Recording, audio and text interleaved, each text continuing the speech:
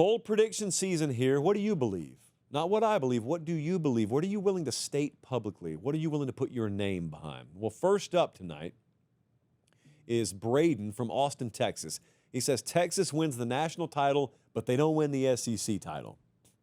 Ohio State just did this, so it's not impossible. We saw Ohio State not even play for the Big Ten title, and they won it all.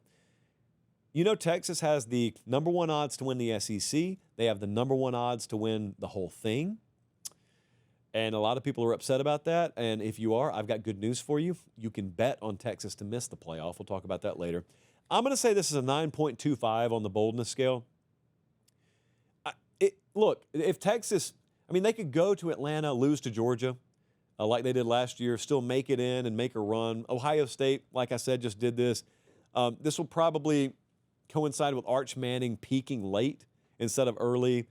It's tough to predict outright the exact winner of the thing. So I'm going to put a 9.25 on it, but it wouldn't be crazy to see, I don't think. Next up, this is a 9.5 here.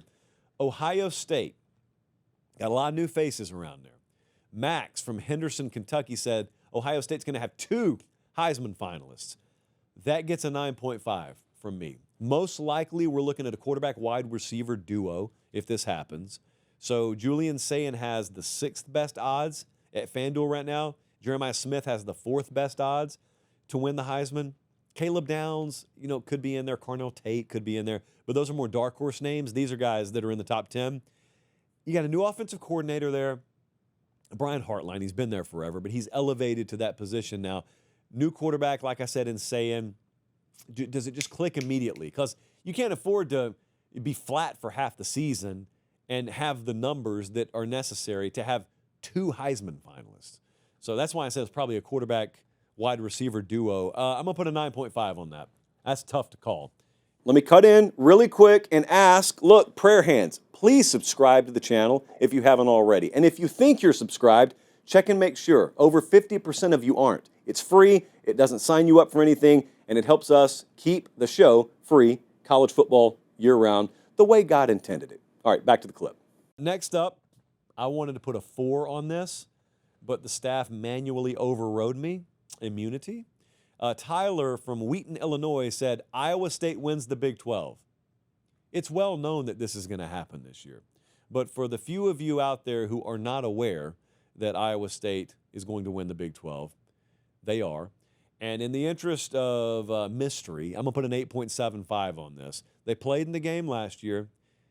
Shockingly, egregiously, they've only got the 8th best odds to win the league this year. So shame on FanDuel. I think Chase Sowell is a wide receiver transfer from ECU. He needs to be a star for them this year. I think he will be. And otherwise, they got a workable schedule by Big 12 standards. I love the identity of the team.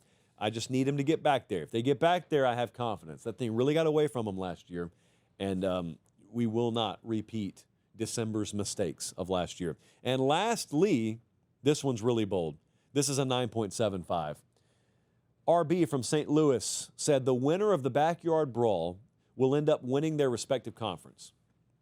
Really? So that's Pitt, West Virginia, for the uninformed out there.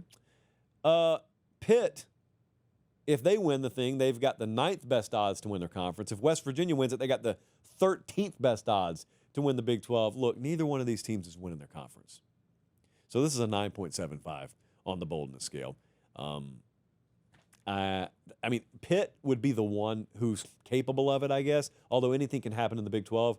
Eli Holstein, some good DBs there, I guess, if it all came together for Pitt, but each team has a win total of 5.5. I just don't think they're winning their conference. Even if they made a run to get to the game, they're not winning their conference. So I'm going to put a 9.75 on that.